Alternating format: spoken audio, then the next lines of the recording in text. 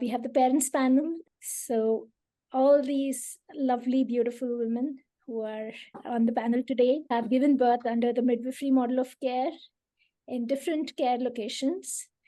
And I would like to invite all of you. Thank you for joining us today. And thank you for willing to share your stories for all of us here. And the way I'd like to moderate this session is that I would ask a few questions and I can, point out to a few of you to respond to that specific question. But also, if you do have the burning need to share something about your experience, please do raise your hand and I'll definitely call on you. All right. Before we start the session, if you could all, the parent panelists, could you please introduce yourself and just say, can I call on Rishita to go first? Hi, Chetna. My name is Rishita. I'm from Bangalore and I have two children. I have a 6-year-old daughter and a 3-year-old son. And I gave birth to my daughter at a hospital. And after having not a great experience there, I chose to give birth to my son with the midwives.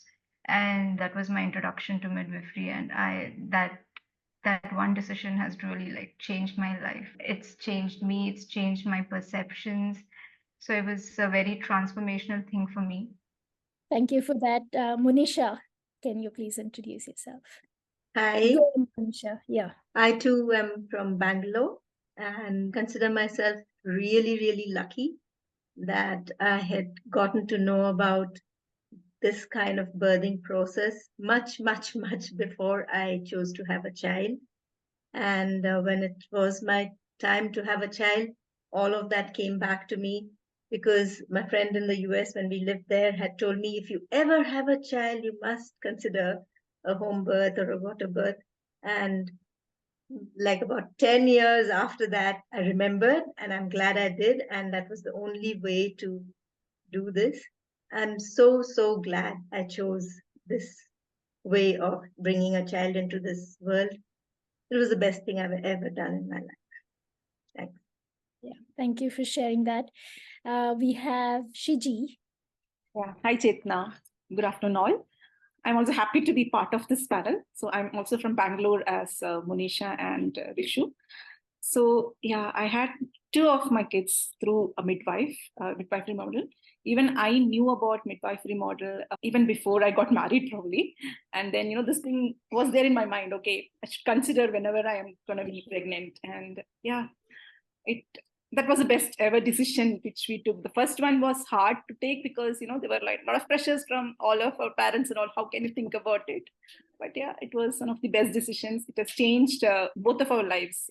I would say both of our perceptions to multiple things, not only birth, but, multiple things about kids. And yeah, it's open up a new world to us. And I would love to see more midwives come out. Thank you. Mopia.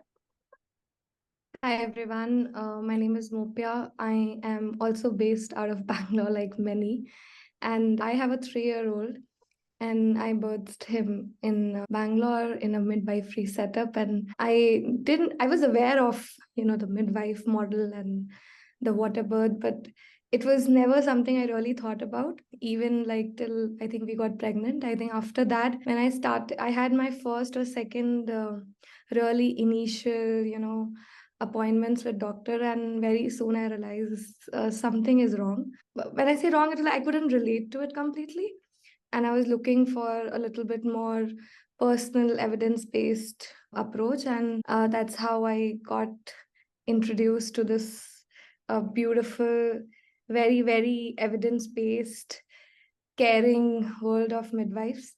And yeah, like as Shiji was saying, it has also changed a lot of, I think, everything, like right from I think birth was just the beginning.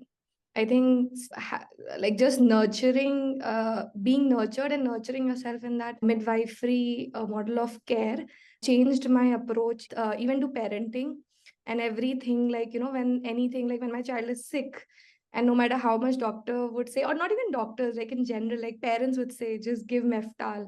I'm always like, why? and always figuring that out. So I think those approaches have resetting your mind to perhaps question even in the situations when everything seems to be going wrong, and maintaining that calm is what I've learned from this midwives around. I think so. Yeah, that has been my biggest, I think, blessing. So thank you for having me here. Wonderful. Can I call on Vandana to share? Hello, all. It's interesting to see like-minded people under one roof again, it's wonderful. So, yeah, I'm also based in Bangalore, but unlike other members here, I was not aware of midwifery care or midwives, especially in Bangalore, to be honest.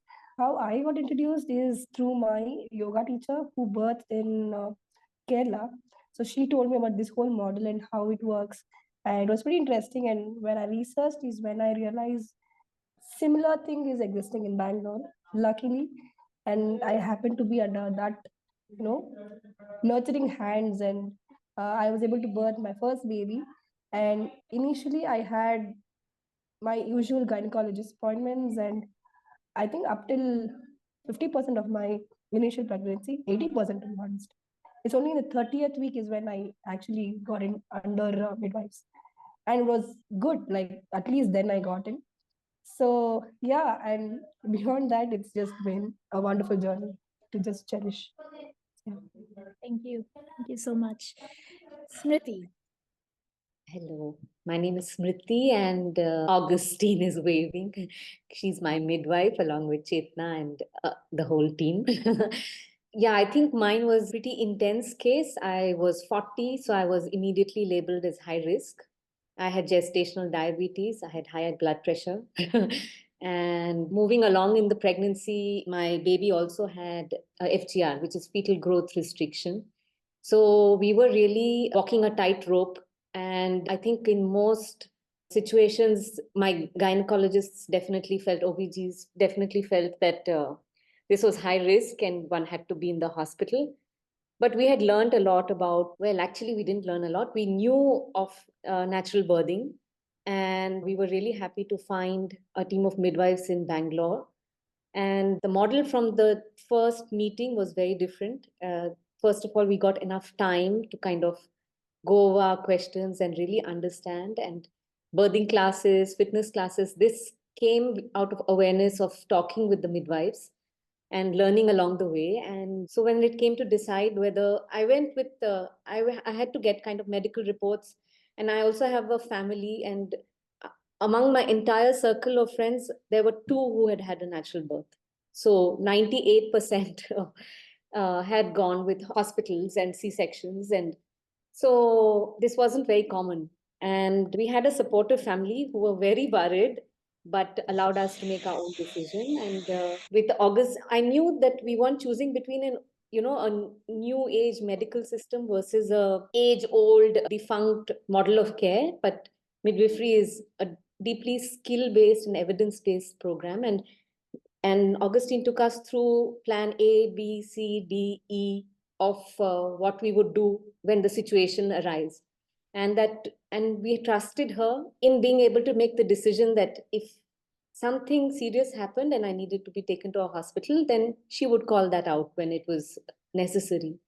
So it was 52 hours of labor with a lot of attempts of inducing me naturally and then eventually with some medication. But we had a baby girl, and I was surrounded by people I loved. And I think 7 midwives in training. So it was really like a party. And it was a crazy, wonderful experience. Thank you so much for sharing your birth story. Can I ask Tejaswini to introduce herself? Hi everyone. So myself Tejaswini, based out of Bangalore. So before I planned my child, I knew about this model, but I was not aware whether it existed in Bangalore. So I had heard about the birth villages in Kerala and some birthing center at I don't know, somebody practicing similar thing in the Coimbatore. But I find myself very lucky that I could find this place in Bangalore. So I have a 1.5-year-old son. So I me and my husband still get smiles when we talk about our birth center or visits. Okay, it was that beautiful experience. Like our consultations used to be so long, completely like addressing all our concerns, all our doubts. It was not like, okay, you have a disappointment and rush through it and then give this medicines and we are done with it. It was never like that. So I just find like it was a very special part of our entire life is associating with this birth center and giving birth to my son. Yeah. Wonderful. Thank you, everyone. And I'm Yeah. so glad to have you all here. So I'd like to ask this question to Pallavi, Smriti, and Monisha. What was the one favorite thing about your birth? I can go first. So I should just say, just like Smriti said, I too was a 40-year-old giving birth, and I looked high and low in Bangalore. My son is 11 years, going to be 12 now. So in those days, I just couldn't find any place in Bangalore where I could go to.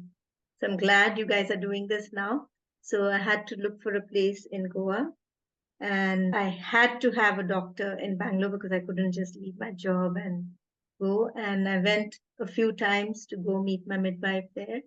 And finally, when we went there the last month, the beautiful part, which was to take off from work and be away and be in a home with my husband, just me and my husband, and our midwife, who is a midwife, doula, our God.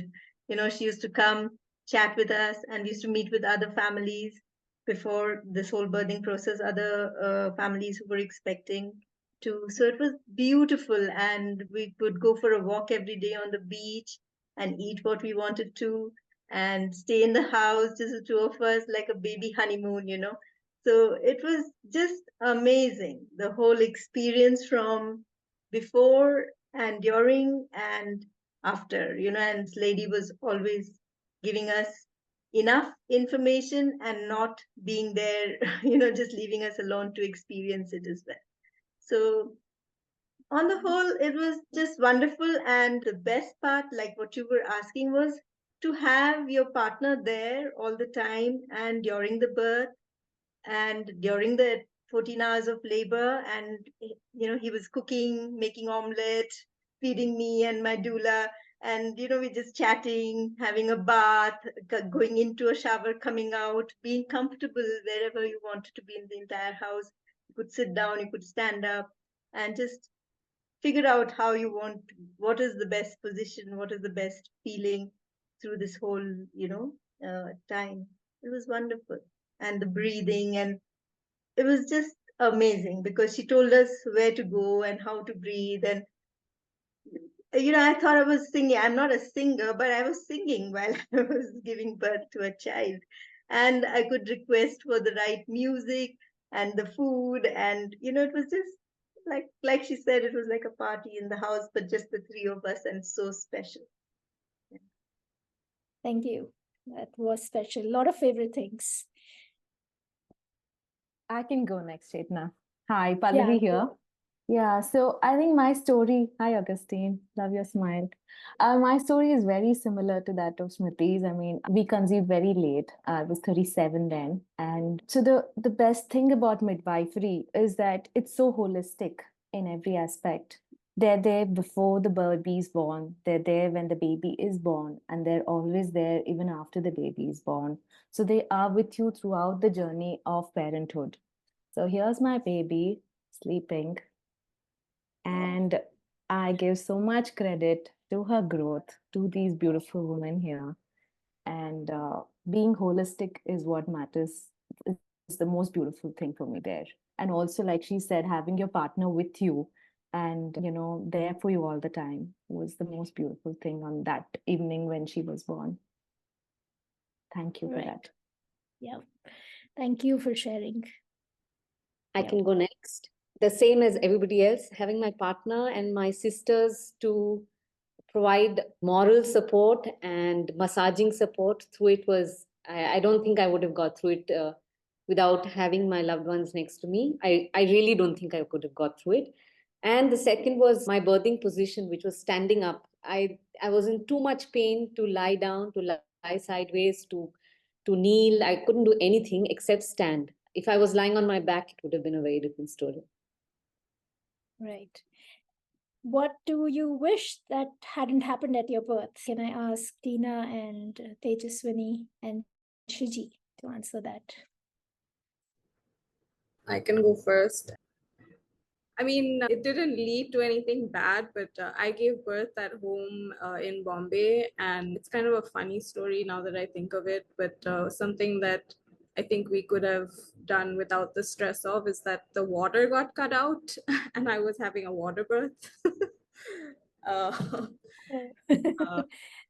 But amazingly, my husband had like that day he was really on top of things, like with the presence of mind to just collect water for drinking and filling up the tub and everything. Like we managed everything, despite the fact that our water got cut off at like 11 p.m. I had gone into labor at 4 a.m. Kai was born like just before midnight, so it worked out.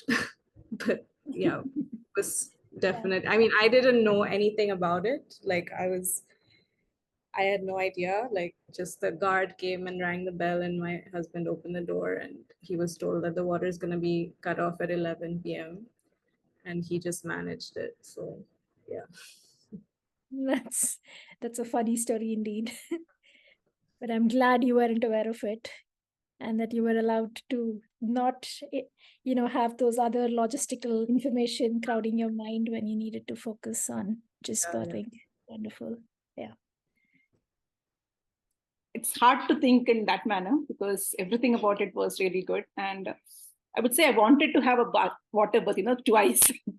I was hoping I did a water birth, but both the times after being in the water for some time, somehow I wanted to get out. And probably the water was too calming for me. So I had to get out of it. And then, so that was one thing. And the other one was like, I felt I was, even though I knew a lot of things about the birthing center where I went, they had asked me to prepare of how you want the situation to happen and all, but somehow I thought I still have time and I was not prepared. And I didn't actually plan up that, I wanted my room to be of a particular color or to put on a music and all. And it just went out of my mind. And when the day came, I was like, okay, rushing. No, now there's no time to do anything. I just have to go there and get it done. So yeah, there were a few preparations which I had left out, and I would really love to, advise anyone who's gonna go, just prepare yourself even before, you're gonna give birth. Prepare how you want your birthday to be. So that is something which had actually went out of my planning. Yeah, but apart from that, I would love to be there again, even though I don't want to give birth again because I already have 2 kids to take care of. Birthing is not a problem, but taking care is, right, it's quite tough. I hear you. Yes. So yeah. Yeah. That's, I think, one advantage of being a midwife, that you can get to meet all these beautiful babies without actually having to even give birth or having to take care of them. Yeah. All right, Tejasvi, let's hear from you. I can't think of anything which I feel like, okay, it should not have happened. But yeah, as Shiji said, even I wanted to have a water birth, but somehow as soon as I got into water, I was not I don't think that I could birth there. But I can think of one favorite thing which happened during my birth. Like almost when after water broke and the birth was nearing, I was feeling like, okay, I'm done. don't have energy to push more or something. One special thing happened is like my care provider kept a mirror under, I was almost in squatting position. So mirror beneath under me so that I could see the baby's head bulging out and going in. That gave me like a, I don't know, superpower to push the baby. So that's one thing I could think of, most beautiful thing which happened. But there is no such thing like, okay, it should not have happened or it should have been a different thing. So I just enjoyed the whole process. Yeah, I think simple tools, right, that midwives often use to just make it easy for the birthing person to be emotional power it gave. Yeah. And, it's always amazing to see a little bit of the And baby's head. luckily, I have a snap also of that where the mirror is also seen and the baby's head is also seen. I just get too emotional whenever I see that, even after having my baby in hand, but that still remains the special one. Yeah. Thank you for sharing that. Yeah. Who or what helped you the most during your labor, Mupia? The first thing that comes in my mind is my husband, but be honest, when I really think about it, I think it was my midwives because I think he also freaked out. He later told me this that like I had a short labor, like it started at exactly at 4:45 or 5 p.m. and my baby was born at 11:90 the like same day. So it was not a very long labor. And I reached my midwifery center at 7:10. So I was not there for very long. But I think my husband started freaking out a lot, which he told me later that he actually thought that I'm not going to pull it through because I was, of course, in pain and shouting. I think I couldn't have done it without the midwives, like all of them. I think, yes, like right from like, making me comfortable to my baby had pooped. I didn't know. I knew that he has pooped because I got to know about it at home itself, but I didn't realize I was in so much pain that continuously the baby's heart beating is being monitored to ensure that if it is getting a range, then I might have to be moved to hospital. And I didn't get to know at the last moment. And one other instance is that after my child was born, he didn't breathe for 1 minute 45 seconds. And I didn't know about this till 2 months. I think when I finally recovered and I read the whole birthing notes, and that clearly shows, like how much my midwives were on the top of their game and really making the mother so comfortable that she can focus on birthing the child, and they are keeping the child safe and the mother safe. So yeah, I think it was midwives. I couldn't have Yeah. done without that. Yeah, thank you for sharing. Yeah. Can I ask Rishita about what or who helped you most during your labor? I had a lot of self-doubt when I came for my first consultation with the midwives because during my first birth, I had taken epidural and had a lot of questions about whether I could do this without an epidural because in with the midwives there's no epidural. So that was my constant question, constant doubt. And I think after 2 or 3 consultations, sort of talking to the midwife, it helped me, instill some confidence in myself that I can really do this. Because I don't know what's the pain, that you feel during transition because I was under epidural. I don't know how it feels like when you push because I was numb. I couldn't feel any of it. So I had this constant doubt. And I think the first time that I had so much confidence in myself that I can really do this without an epidural was when I had all these consultations with my midwife. And that was like the first barrier. And then obviously during my birth, I found out that my baby was breech. So it was probably when I was around 6 centimeters, about, yeah. And so they told me that your baby is breech, and I can that they can feel the bum and not the head coming out. So I was very clearly explained about the consequences and the choice that I had. So they told me that if I felt comfortable enough to continue, then I can continue birthing with them, or they can ship me to a hospital. But if it's a hospital, then there's no question of a normal birth. They would straight away do a C-section. So, but it was really, they did not panic. They didn't let me panic. And it was explained to me in such a beautiful way that taking decision was very, it was calm. Nobody panicked there. It was a very well informed decision that me and my husband took.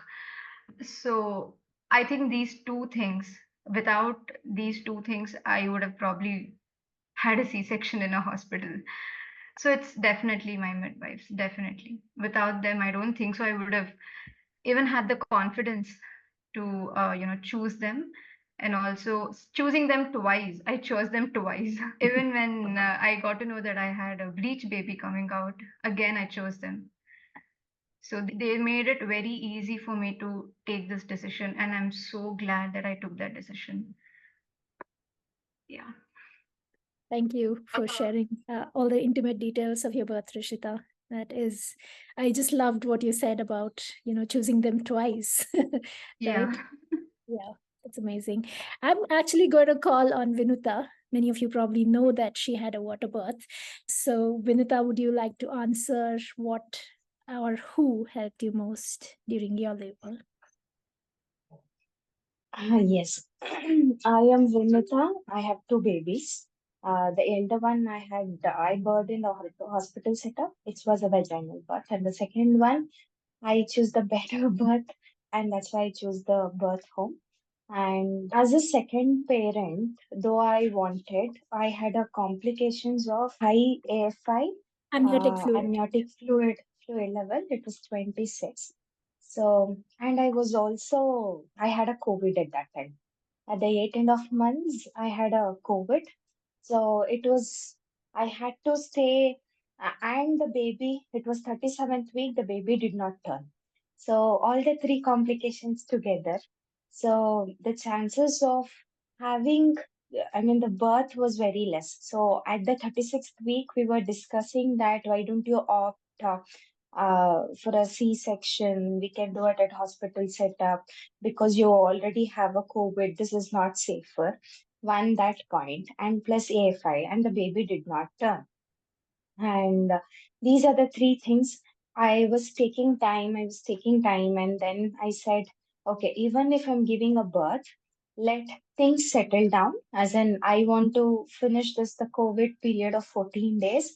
Once I get to test after 14 days, then only I'll come. The 37th week, days or something, I felt the baby head got fixed.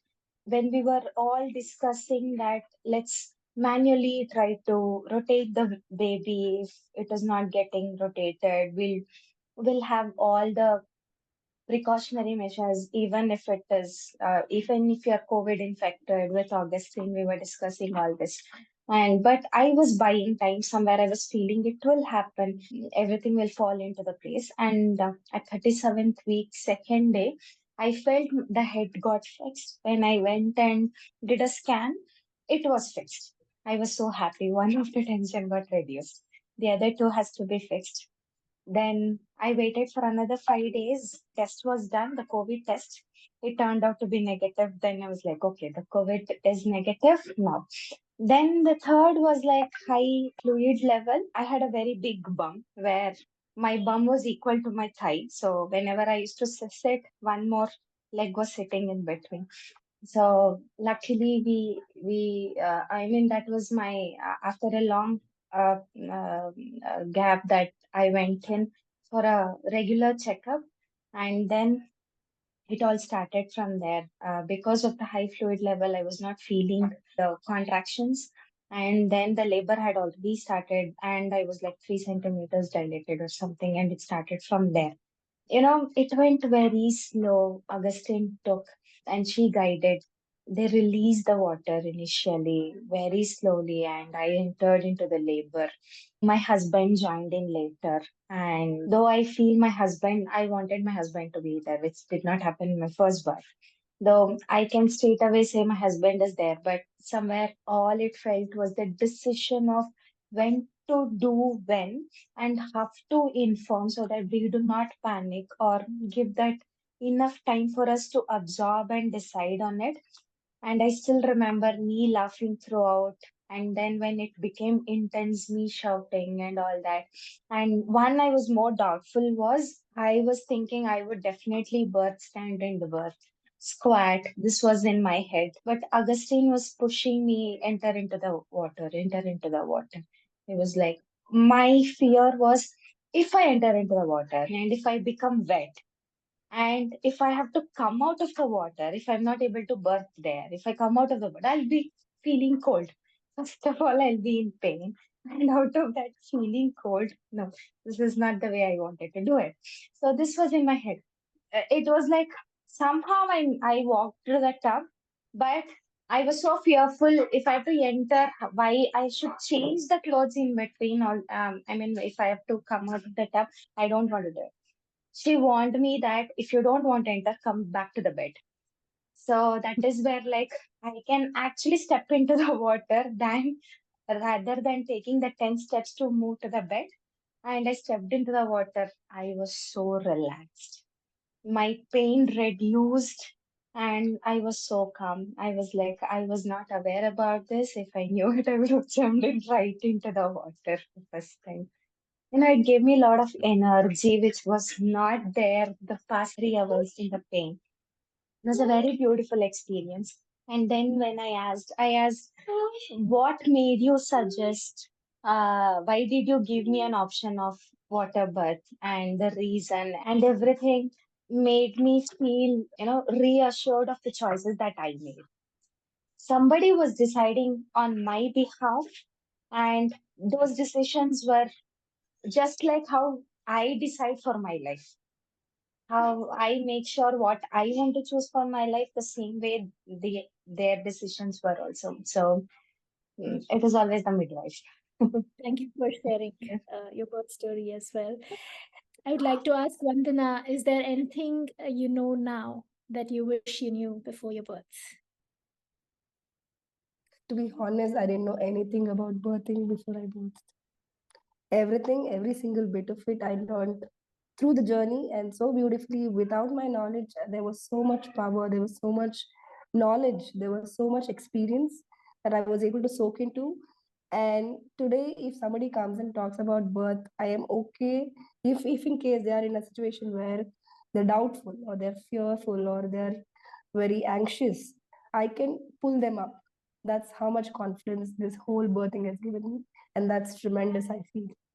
Empowering a woman or a lady is really, it's beautiful. It's very strong, because once you empower a woman, you have family empowered, you have the child, you have the, to be honest, when my husband was empowered in the whole journey. Just to share a little bit about it, he has 4 sisters and each of them have 2 kids. And only during my birth, our birth, he realized how birthing is done, how it happens. It was before that, it was like, okay, my sister got pregnant. After some time, she got like a big belly. Then she went for hospital. Without no tummy, she came back with a child. That's it. That's how male figure in the house is exposed to. They don't really know what happens, what are different situations, what are different mental health, physical health, so many different aspects, so many different layers of birthing unfolds as you go in different stages. And he was also able to learn, he was also empowered by understanding a woman's body. And it's not just about donating your sperm and you're done with being a dad. It's not that simple, right? It's much more beyond that. So when even a male figure is part of the journey becomes much more stronger as a couple. And then as a parent, you're even more stronger, because you both have birthed the child together. So I think in that way, I really feel this whole birthing has been empowering. That's what I carry. I carry back something which is very strong. Also, it was strong because previously, since I mentioned 30 weeks of my pregnancy, I was under gynecologist, 2 gynecologists to be honest. One was a very senior, well-known gynecologist in Bangalore, who was, I do not know, maybe she was very frustrated with her field. She was not even willing to announce that you're pregnant. She was like, I don't know if this pregnancy will stay. If you bleed anytime, you will have a miscarriage. And is that what you say a first time mother when she's going for the first consultation? And I was like, okay, is this how it is supposed to be? Is this how they're treated?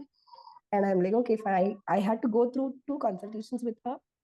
Then I switched. I couldn't take that anymore. And the second gynecologist was okay, but she was a commercial one, at least a little empathetic than the previous one. I think when we had the pneumococcal translucency test, and on the previous initial stages of the pregnancy, they found that there was some amount of fluid imbalance in the brain of the fetus. So they were like, okay, this may be something alarming. So they asked for a second scan. So we did the second scan, even that was showing the same thing, with a cyst called CPC. So my gynecologist said CPC is very normal and it will get resolved on its own as the gestation period, progressed. But the family got very freaked out. They were like, okay, what is this alarming thing happening? So family decided to take second and third opinions, four opinions, and 3 out of 4 people said, I think we should terminate this pregnancy.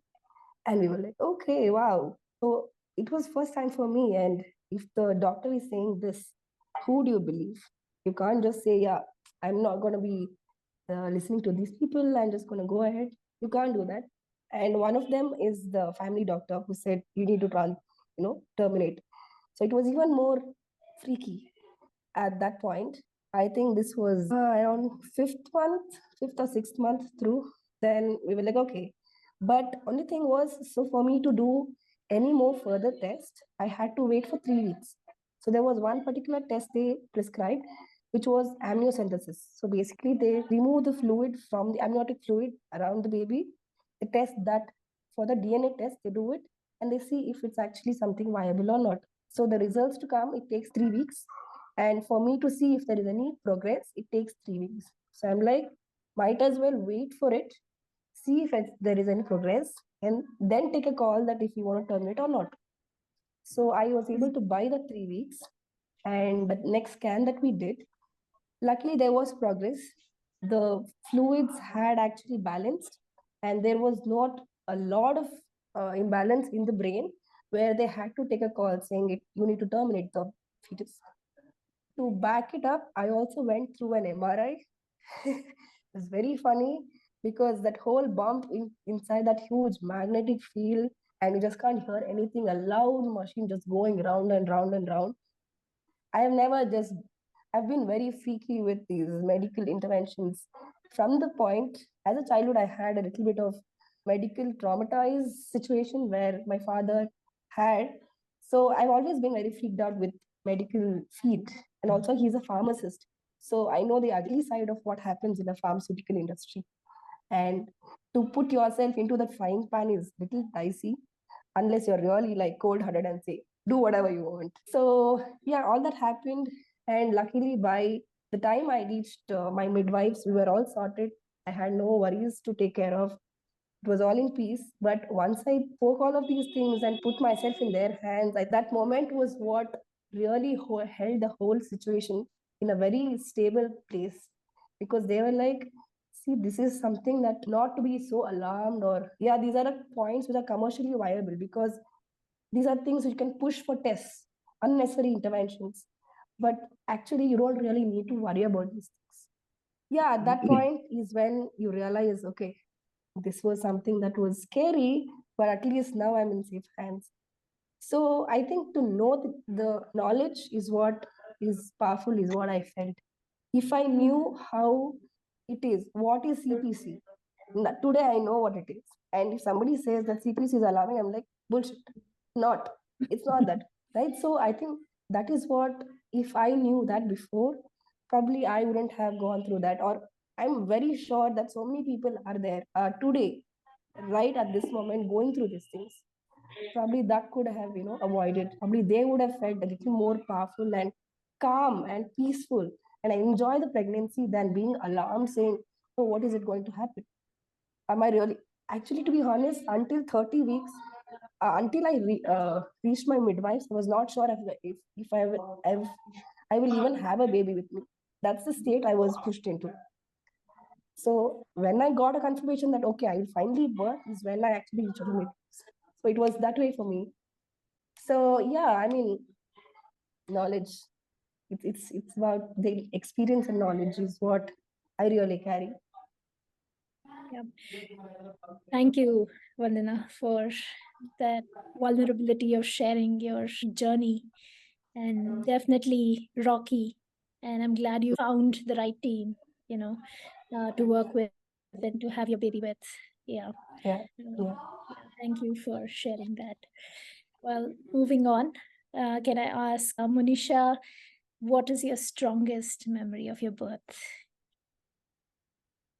I mean, when that's that final push and the baby is out, and she just gave it to, I mean, she gave the baby on my chest, And after half an hour of that, she asked both of us, me and my husband, do you guys not even want to know if it's a girl or a boy? So I said, oh yeah, is it a girl or a boy? That's how, I mean, you know, beautiful it was that we didn't even need to know whether the baby was a boy or a girl.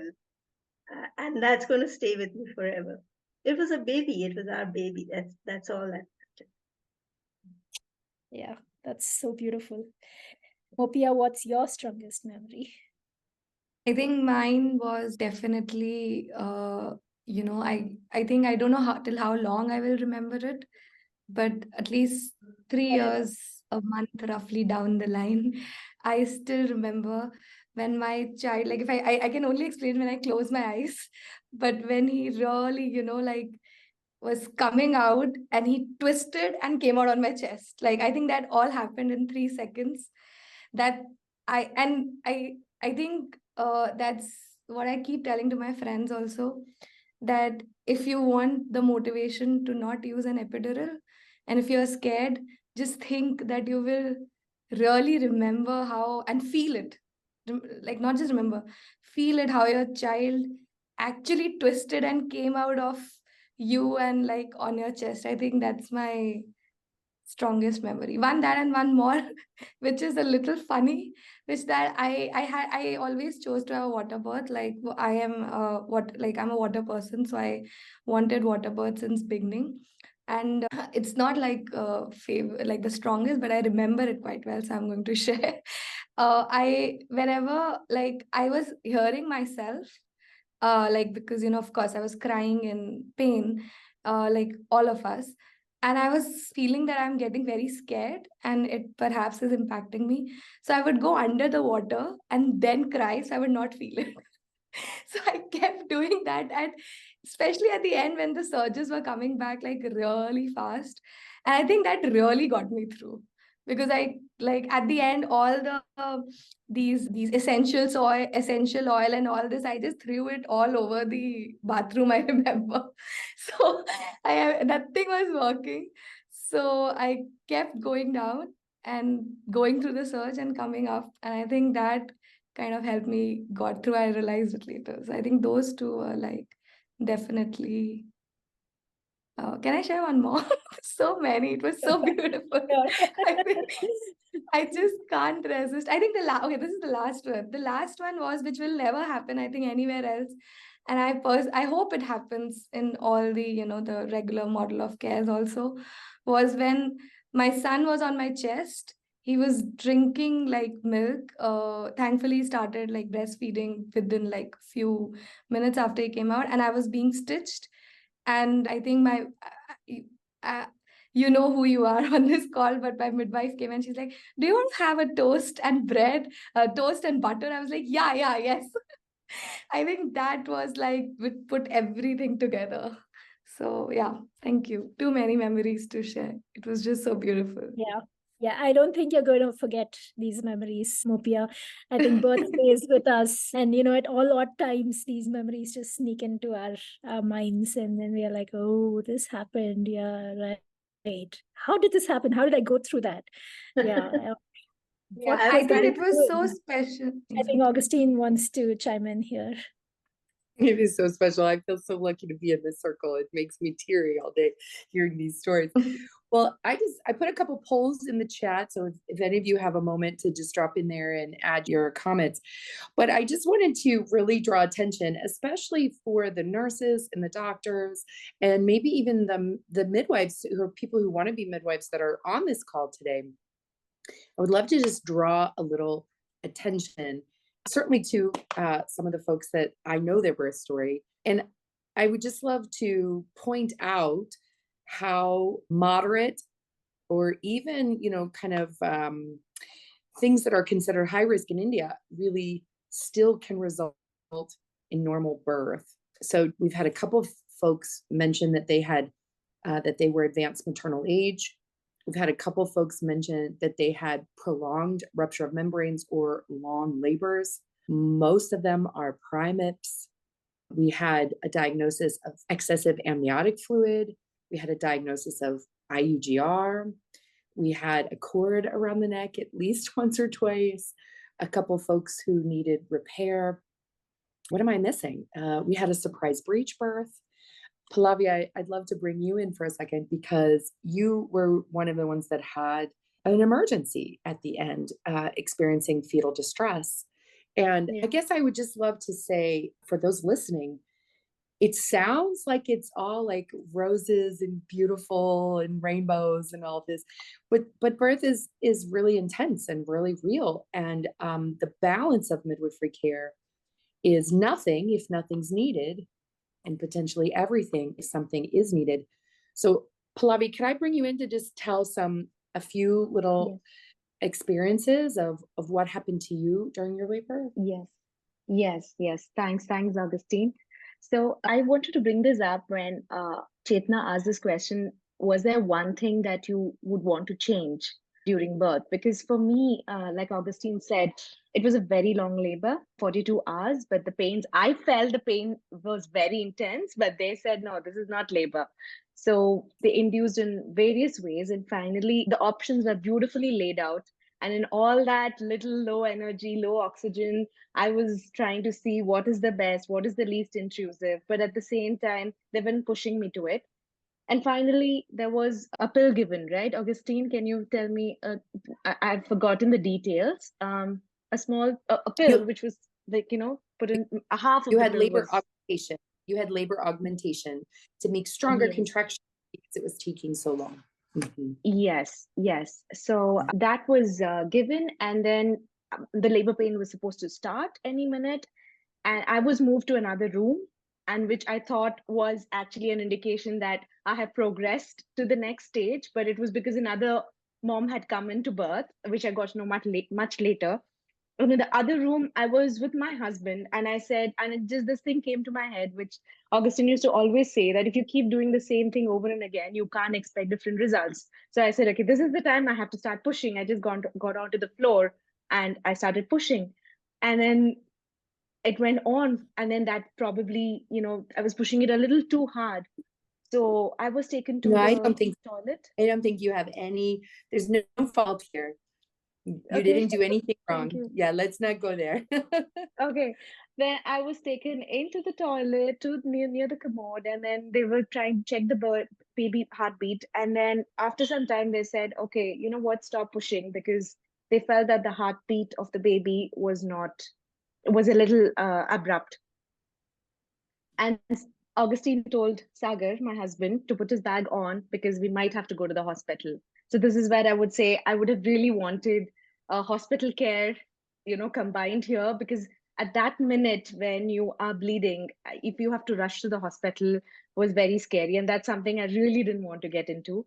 And then luckily, Augustine heard the heartbeat, and she kind of saw that the pattern of the heartbeat indicated that the baby was under stress because of because of the cord that was getting pushed.